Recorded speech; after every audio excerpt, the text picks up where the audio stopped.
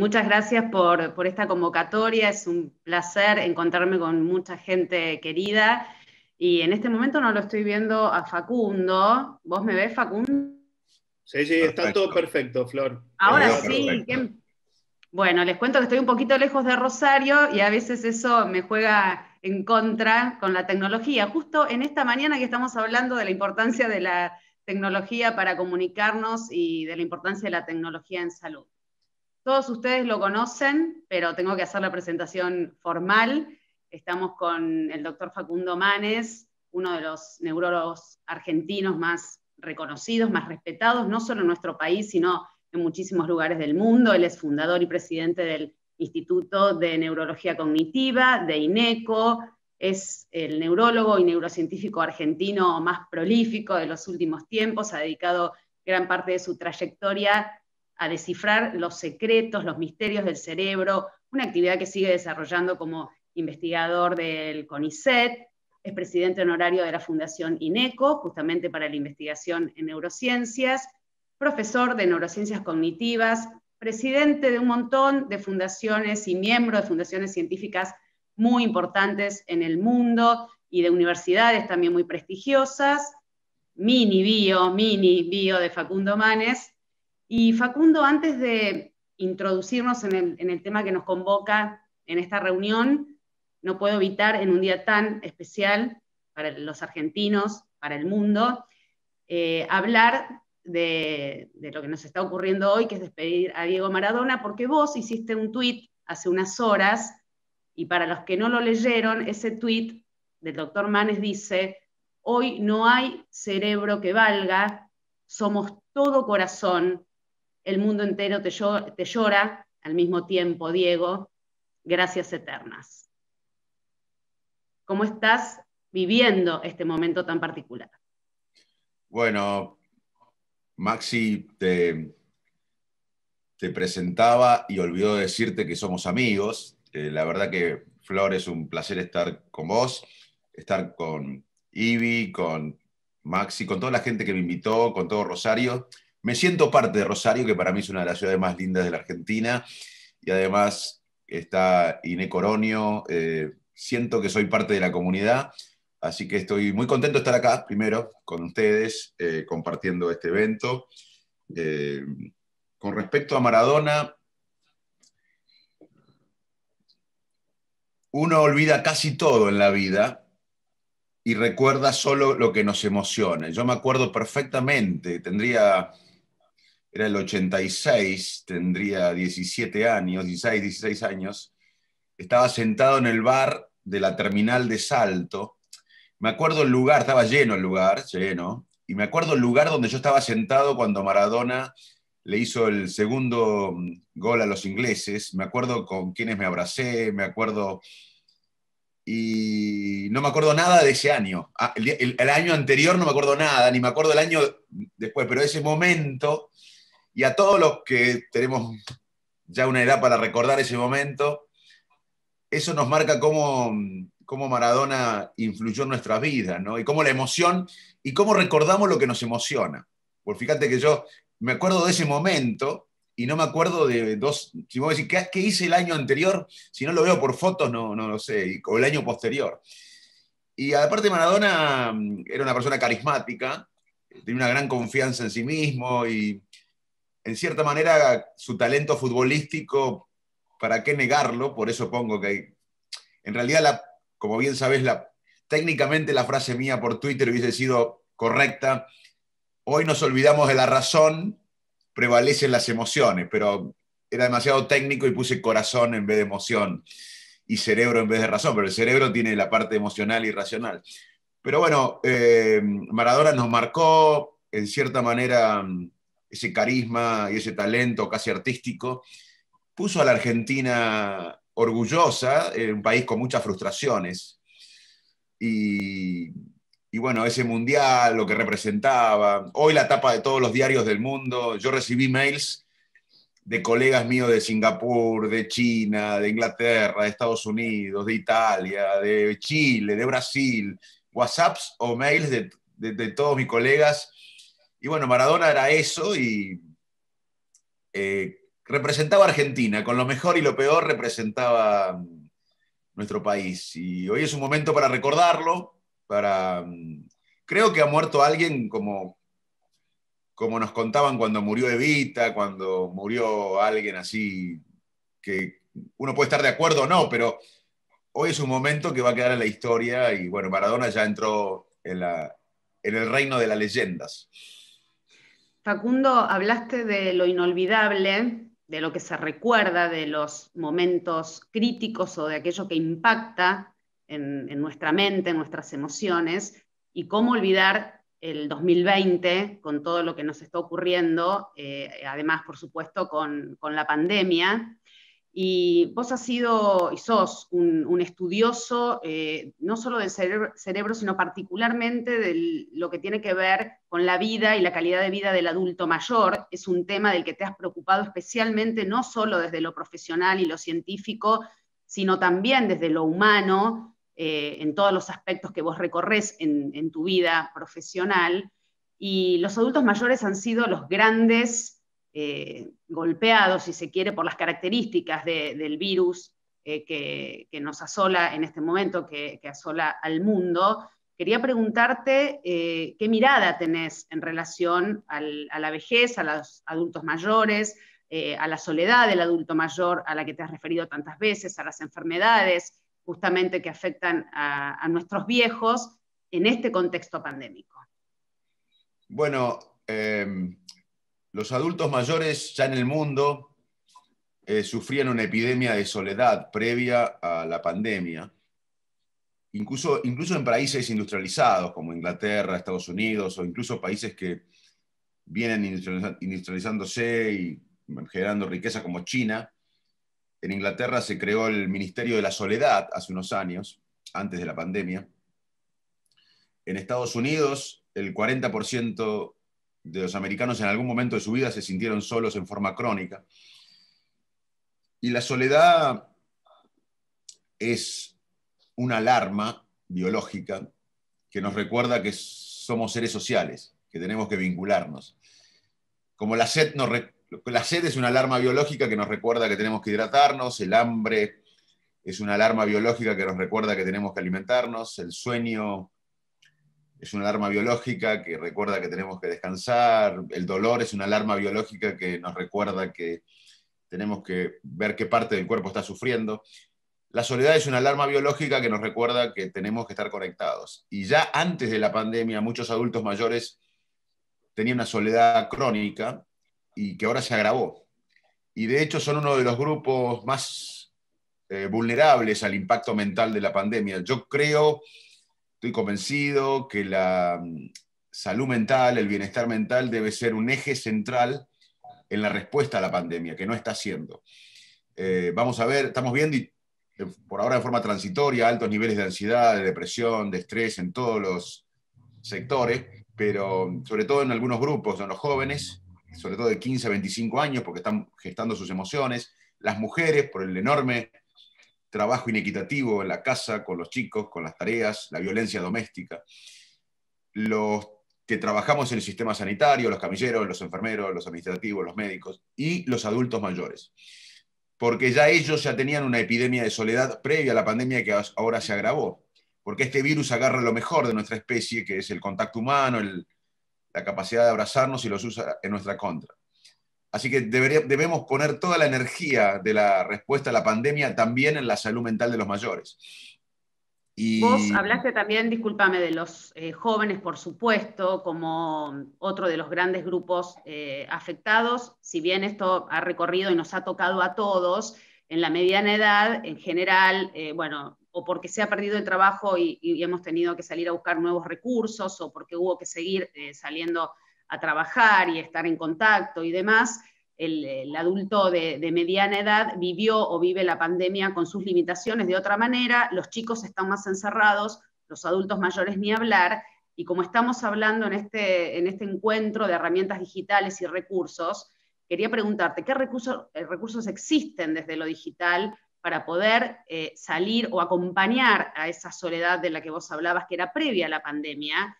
y a los adultos mayores les queda, aún con vacuna o sin vacuna, un largo recorrido todavía en este contexto y de esta manera.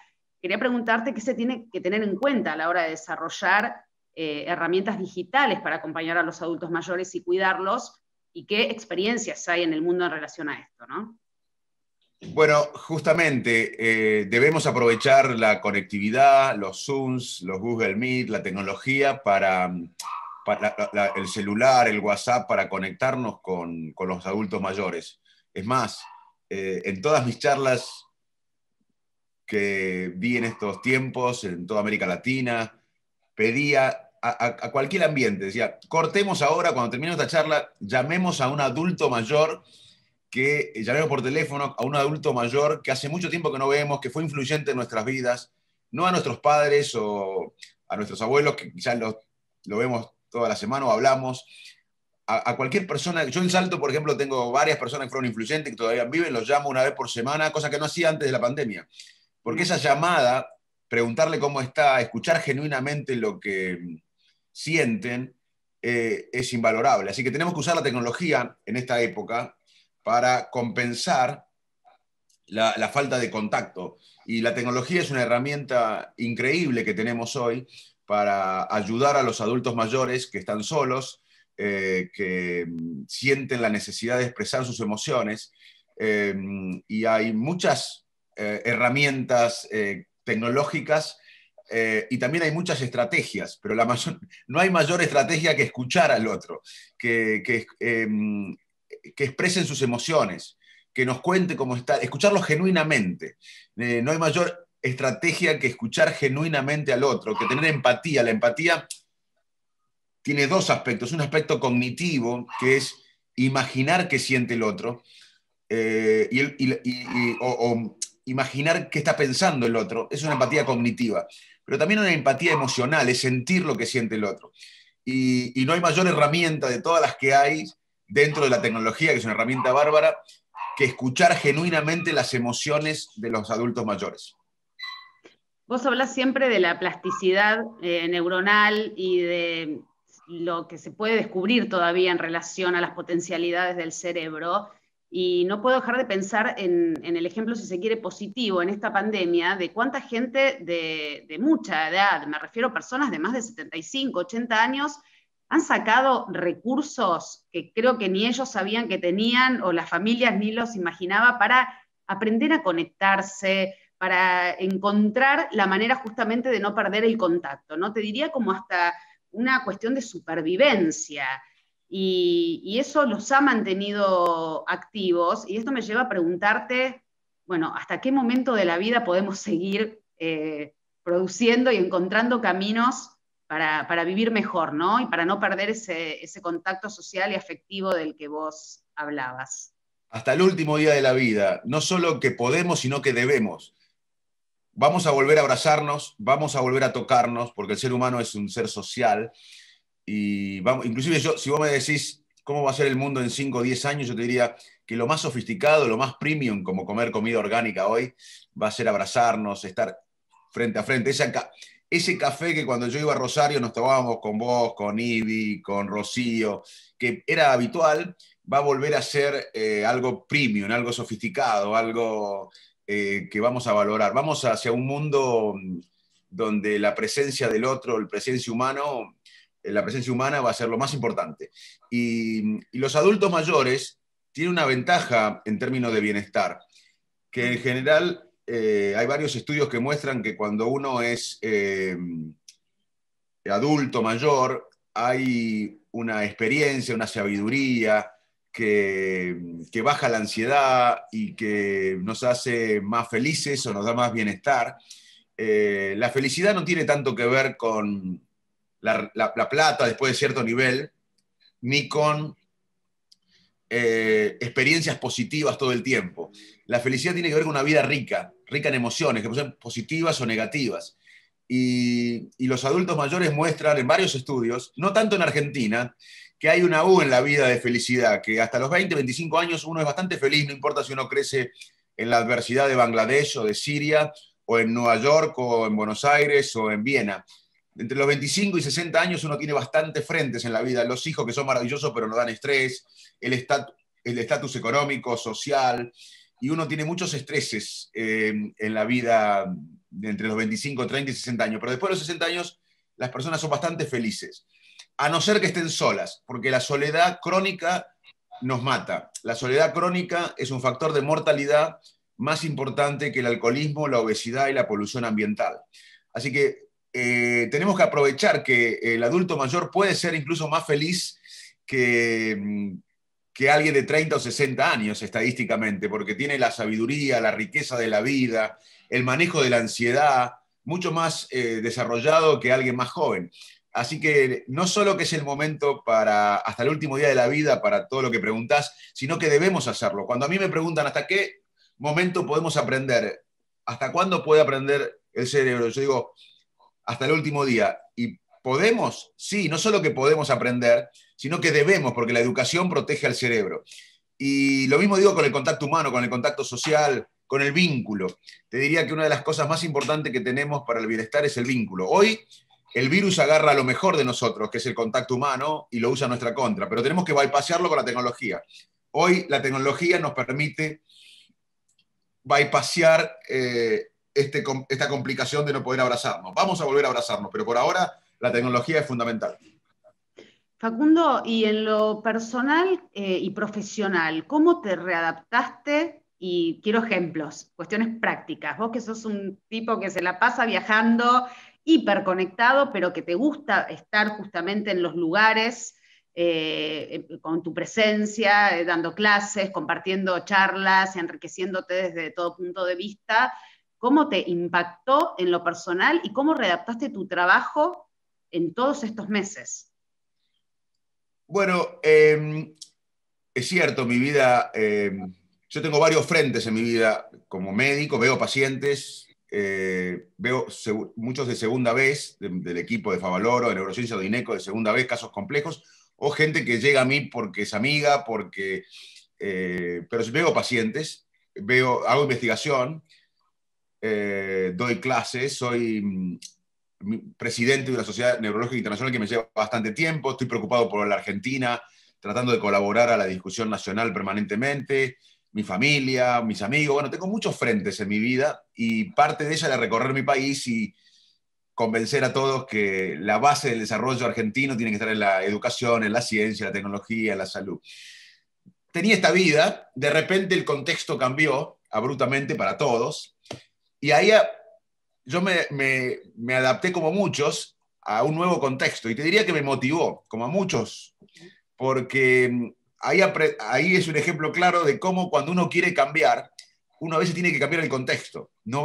Uno cuando quiere cambiar o cambiar a alguien, en la organización o en el equipo, alguien no funciona y se enfoca en la persona o se enfoca en uno. Y uno a veces no cambia enfocándose en uno o enfocándose en la persona que quiere cambiar para bien en el equipo o en la organización. Muchas veces cambiando el contexto se produce la motivación necesaria para cambiar. Y cuando yo tenía una vida, te diría que lo que más necesitaba yo era, sin saberlo, era un estímulo nuevo. Y de repente el mundo cambió y me puse en la trinchera con los residentes de neurociencias en Favaloro, fui a acompañarlos a ellos, a los residentes, a los más jóvenes que estaban en el frente de batalla. Hicimos telemedicina de neurociencia Favaloro en INECO, hablamos con la gente de Rosario de INECO Oronio para ver cómo estaban. Me metí en temas que no estaba habitualmente en la institución. También empezamos a tener pedidos de charlas de Zoom de todo el país para ayudar. Empezamos a investigar qué nos estaba pasando a los argentinos en la salud mental. Y fue claro, y esto nos debe haber pasado a todos, que el cambio de contexto nos ayudó y nos motivó a cambiar, para un lado o para el otro, pero todos cambiamos. Y con los Zooms, existían los Zooms antes de la pandemia, pero no lo usábamos o no teníamos ganas. Y el cambio abrupto del contexto nos hizo cambiar rápidamente a todos. Ahora, también estamos agotados hoy, porque hace meses que nosotros hacemos cosas que no hacíamos, y no hacemos las cosas que hacíamos. Y eso requiere recursos mentales. Por ejemplo, lavarnos las manos permanentemente. Si yo salgo a la calle ahora y veo a un amigo, mi instinto es abrazarlo, pero no puedo abrazarlo. Frenar ese abrazo te agota. Hace meses que nosotros hacemos cosas que no hacíamos y no hacemos las cosas que hacíamos. Y estamos agotados. Y además el manejo de la incertidumbre nos agota. La incertidumbre de cuándo termina esto, de la incertidumbre económica, del manejo de la situación que no ha sido el mejor, del impacto económico en nuestra economía y en el país. No vivimos en Europa, ni en Estados Unidos, ni en China, donde tienen el músculo financiero. La incertidumbre también nos impacta. Así que por eso tenemos que hablar de estos temas, porque el mayor miedo es que estos síntomas de ansiedad, de estrés crónico, de agotamiento, de angustia, se cronifiquen. No vamos a poder recuperarnos, aunque si uno ve la historia y ve crisis, ve pandemias, ve desastres, uno ve guerras, que ve que increíblemente, más allá del dolor y sufrimiento que estamos viviendo y que vamos a vivir, una adaptación positiva es posible, porque los seres humanos somos resilientes, tenemos la capacidad de enfrentar un problema, atravesarlo y salir fortalecidos. Y hay un shock inicial de dolor emocional y social, y luego la gente empieza a encontrar un rumbo nuevo en la vida, nuevos significados en la vida, y a sanar emocionalmente y a cumplir sus metas increíblemente. Y además empezamos a ver que el bienestar de los demás es mucho más importante que el bienestar personal o el éxito individual. Y empezamos a comportarnos como un todo social. Todo eso es la resiliencia, es la capacidad psicológica para enfrentar la adversidad. Y eso es una cosa que vamos a ver. Increíblemente vamos a salir más resilientes, pero esto no es lineal. Tenemos que trabajar para esto, y charlas como esta son muy importantes, y estar en contacto con la tecnología, con los adultos mayores, ayuda también a ser resilientes en estos tiempos. Veo que tenés una mirada, si se quiere, bastante positiva en relación a cómo vamos a salir parados de esto. Uno piensa que si de algún modo u otro nos hemos adaptado a semejante crisis, nos vamos a adaptar más fácil a la normalidad cuando llegue. Y bueno, tomo lo que vos decís, pero no puedo dejar de escuchar que vos hablás de que eso debe ir acompañado de determinadas decisiones, y también porque lo has dicho en otros ámbitos, desde lo político, la guía de nuestras autoridades, desde quienes tienen el poder de decisión, porque por un lado está el comportamiento humano, donde hay cuestiones que revisar también en relación a, bueno, qué nos pasó a todos en lo individual y en lo colectivo como sociedad en esta pandemia, en nuestro medio, en nuestra Argentina, pero ha sido muy crítico en relación a algunos manejos de esta situación tan compleja. Brevemente, ¿qué cosas crees que podrían haberse hecho diferentes, y de acá en más, dónde pondrías el acento? Bueno, esto no terminó, es una maratón, que recién corrimos un poco de la maratón. Es una maratón de 40 o 50 kilómetros, o 55, 60, no se sabe cuántos kilómetros tiene, y todavía corrimos, falta un trayecto largo, porque ojalá me equivoque, ojalá realmente que me equivoque, pero nosotros tenemos que evitar falsas expectativas, porque tener falsas expectativas después nos frustra, como pasó cuando al principio de la cuarentena estricta muchos convierten temas en lucha de facciones. Y acá muchos pensaban que porque teníamos una cuarentena estricta no iba a venir el virus, porque éramos argentinos. Y las vacunas que hay, por suerte, varias esperando ser aprobadas inminentemente, tienen que producirse masivamente en el mundo, y tenemos que inmunizar, tienen que distribuirse, intrapaíses, y además tenemos que inmunizar en cada país al 70% de la sociedad aproximadamente, para una inmunización de rebaño que baje la circulación del virus dramáticamente. Y eso va a pasar en un año y medio. O sea, yo veo recién que terminamos mirando. ¿Cuándo vamos a mirar para atrás la pandemia? En mi opinión, ojalá que me equivoque, y para mí va a ser en el 22. Así que vamos a tener que convivir con el virus, con cuidado y menos miedo. Yo te diría que lo que vamos a tener que tener en el futuro es convivencia con el virus, con más cuidado y menos miedo. Y como bien dijiste, Florencia, para afrontar todo esto, tenemos que tener conductas individuales, pero también las autoridades tienen un rol fundamental en hacernos menos miserables o más miserables. Las autoridades, esto no es una opinión mía, es una opinión de la ciencia, de recomendaciones de epidemias previas. Las autoridades, para no hacer más miserables a las personas que se están empobreciendo, que están perdiendo el trabajo, o con miedo a perder el trabajo, que están cayendo en la pobreza o con miedo de caer en la pobreza, las autoridades tienen que hablar honestamente, tienen que decir la verdad, tienen que decir no saben cuando no saben, tienen que pensar en el bien común, no en la próxima elección de ellos, tienen que dar un cierto perspectiva y horizonte. Aunque todos entendamos que el horizonte y las perspectivas puede cambiar, darnos ciertas perspectivas nos alivia. Lo mismo pasa con la felicidad y el bienestar individual. No solo es lo que hace uno, sino el contexto de donde uno vive. Hay bastante evidencia que los países nórdicos en general tienen más índices de felicidad porque hay menos corrupción, menos desigualdad. O sea, el contexto influye en nuestro bienestar personal. Y lo mismo pasa con la pandemia. Nosotros podemos hacer cosas para estar bien, pero el contexto y las autoridades influyen mucho en si somos menos o más miserables. Nos está escuchando mucha gente interesada, obviamente, en la salud digital. Hemos estado tocando el tema desde diversos lugares.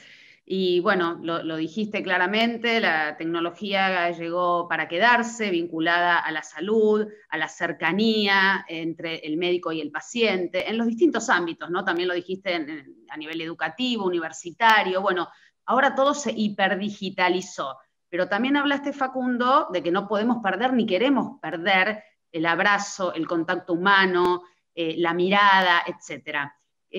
¿Cómo imaginás el futuro cercano en ese sentido? ¿Cómo lograr un equilibrio, el famoso y gran desafío entre una cuestión y la otra? Aprovechar esas herramientas que cada vez son más y mejores en muchos casos y también perfectibles, sin perder la esencia de lo humano. Bueno, buena pregunta y voy a responder, que es una pregunta importantísima. Y después voy a tener que ir porque tengo que empezar a ver pacientes, así que voy a aprovechar esta pregunta que es muy importante. ¿Por qué? Porque estamos viviendo una nueva revolución industrial, que es mucho más poderosa que las anteriores.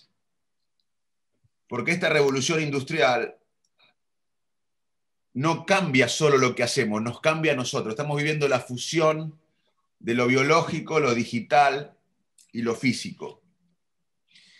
Y el contexto post-pandemia, más esta revolución industrial, la cuarta revolución industrial que estamos viviendo, y el contexto post-pandemia, nos va a llevar a un modelo híbrido para tomar lo mejor de la digitalización, de la tecnología, y lo mejor de lo humano. Tenemos que perder el miedo a la deshumanización de la tecnología. Tenemos que luchar por la alfabetización digital, porque va a crear una nueva desigualdad. Lo que tenemos acceso a Internet, lo que tenemos una computadora y los que no, es una nueva desigualdad. Así que una de las prioridades que viene es la digitalización o la alfabetización digital. Pero vamos a tomar lo mejor de los dos mundos, lo mejor de la tecnología. Ustedes están en Rosario, yo estoy acá. Estamos juntos, pero la tecnología, la inteligencia artificial, las computadoras nunca van a reemplazar las habilidades que nos hacen humanos y que van a ser fundamentales para el siglo XXI, tanto para educarnos como para el trabajo. ¿Cuáles son esas habilidades? La empatía. Por más información que pueda procesar una inteligencia artificial, la inteligencia artificial y las computadoras más sofisticadas son mejores que nosotros en analizar grandes datos, con poco tiempo, encontrar patrones, pero nunca van a ser mejores que nosotros en la empatía, en la compasión, en la reflexión, en la detección de líderes, en negociar con personas difíciles, en inspirar, motivar, en el pensamiento crítico, en reflexionar, en la resiliencia, en sopesar una decisión con los beneficios del corto plazo, pero pensando el impacto en el largo plazo, etcétera, etcétera, etcétera. O sea que vamos a un mundo híbrido, con lo mejor de la tecnología y con lo mejor de lo humano, de las habilidades humanas, que nunca van a ser reemplazadas por la inteligencia artificial ni por la computadora más sofisticada. El secreto está saber cuáles son estas habilidades humanas que nos hacen únicas y que no van a ser imitadas por la tecnología, y educarnos en esas habilidades, y educarnos a lo largo de toda la vida, porque la educación ya no es una educación hasta una edad. Hoy todos tenemos que volver a la escuela, tenemos que reinventarnos, tanto a nivel individual como a nivel sociedad. Si no nos reinventamos, vamos a quedar detrás. No podemos vivir las glorias del pasado, ni a nivel personal, ni a nivel de sociedad. Muchísimas gracias. Gracias, Facundo. Bueno, tremendo desafío el que ha dejado el doctor Facundo Manes. Ha dicho un montón de títulos. Si yo tuviese que escribir sobre esta nota, me tiró títulos a rolete. Así que muchísimas, muchísimas gracias, Facundo. Te dejamos seguir con tus actividades. Un placer que hayas compartido este espacio con nosotros y ese café cara a cara, que sea pronto. Gracias, Flor. Gracias, Maxi. Gracias a todos. Gracias, Rocío. Gracias, Ivi. La verdad que para mí es un placer y me siento parte de Rosario, de Oroño y Neco Oroño, así que es como estar en mi casa. Abrazo enorme.